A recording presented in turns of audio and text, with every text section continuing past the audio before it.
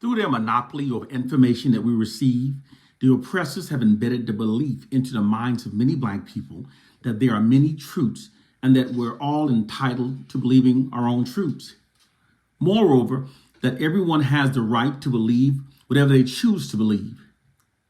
But this is actually a false ideology that white propagandists have embedded into the minds of many Black people to aid them in their mental enslavement of us. The absolute fact is that, unlike lies that have many different variations, there is only one truth. If you're not functioning based upon what is actually true, you are in fact functioning based upon a lie. And while in many cases, people do have the right to believe whatever they choose to believe, that is a luxury that the oppressed does not have. There's a profound exception to that rule when it comes to the oppressed. The oppressed must function based upon what is actually true in order to liberate ourselves. Because if our understandings of our plight and condition are flawed, then all of our liberating remedies, strategies, and solutions that stems from those misunderstandings will also be flawed. This is precisely the true reason why white oppressive forces have spread so much false knowledge into the Black communities in regards to our plight and condition. It's designed to keep our understandings of our plight and conditions flawed, thus preventing us from developing the proper counter strategies that are necessary in order to liberate ourselves. Beloved Africans throughout the diaspora, we must function based on what is actually true in order to liberate ourselves.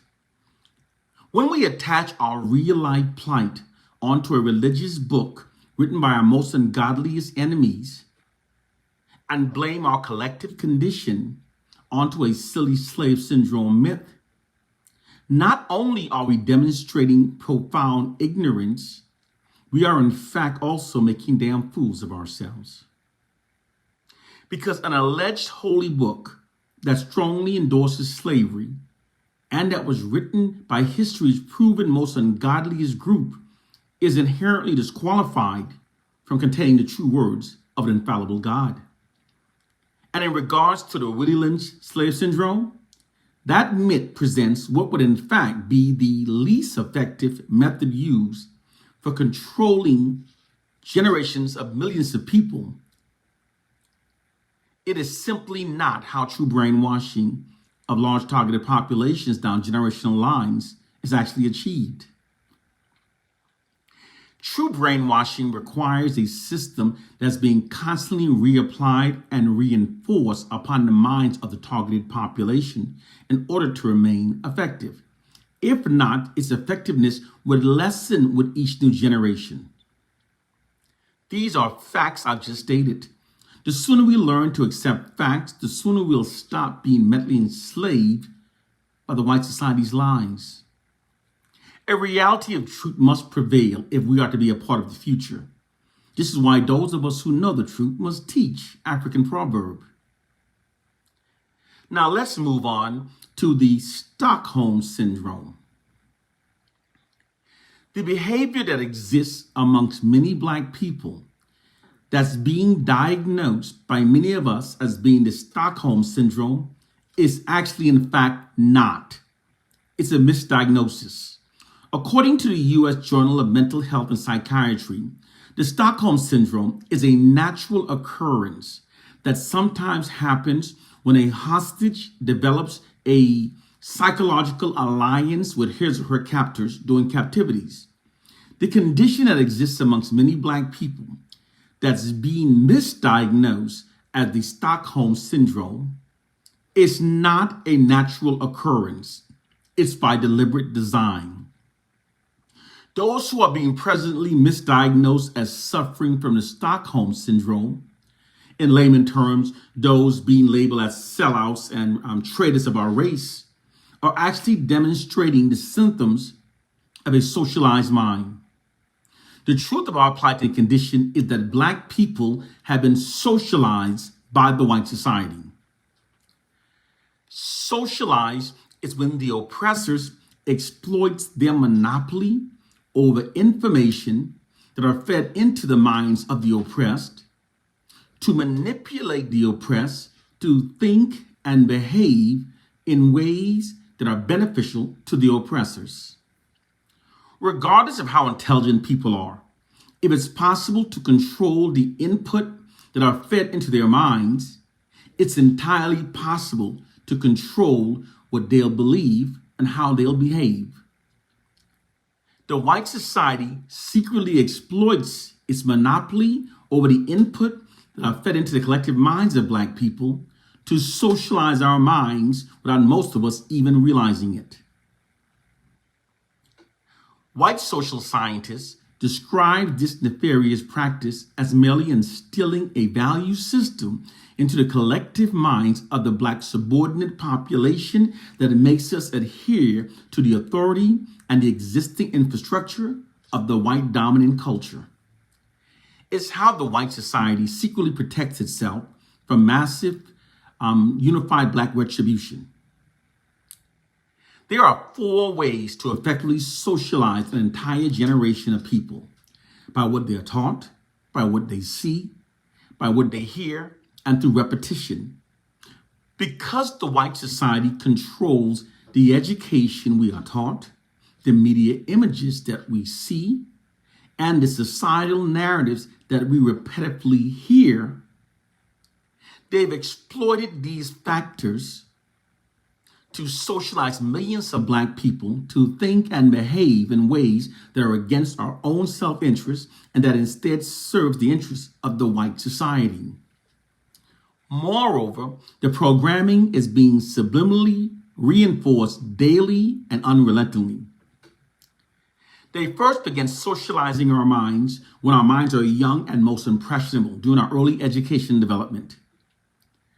The white educational system's failure to provide us with an adequate Black racially affirming curriculum, as it so routinely does so for white students, is being done to socialize us to perceive ourselves through a false inherent subordinate identity that makes us more accepting of our subordinate status within the white society, thus aiding the white society in maintaining its social dominance over our lives.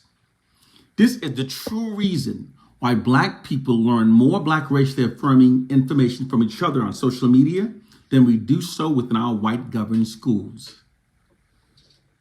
It's also the reason why for most Black people, our schools are the places where we first experience the implication that there's something lesser about being born Black at first enter our minds in our school years. Schools are tools of the government designed to mold the student's mind according to the will of the government.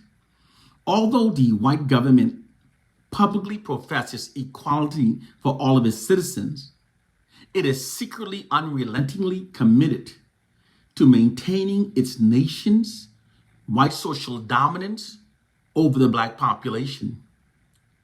This unrelenting commitment necessitates that Black students be socialized in ways that aid the white society in maintaining its social dominance over our lives.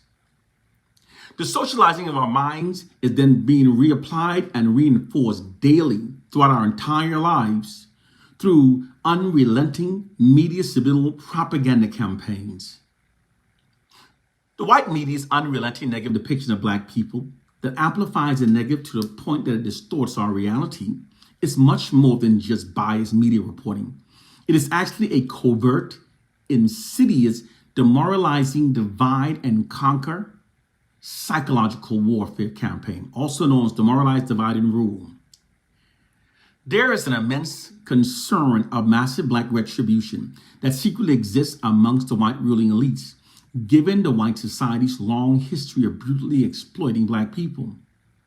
This immense concern of massive unified Black retribution resulted in white oppressive forces deploying a Black racially demoralizing, divide and rule psychological warfare campaign against the Black population. Demoralize, divide and rule is a method of maintaining control over a large targeted population through constant and unrelenting demoralization in order to create self-hate and division between the group. This is the true reason why white oppressive forces constantly inundates Black people with only the fraudulent worst narratives about ourselves. It's designed to produce Black self-hatred and division.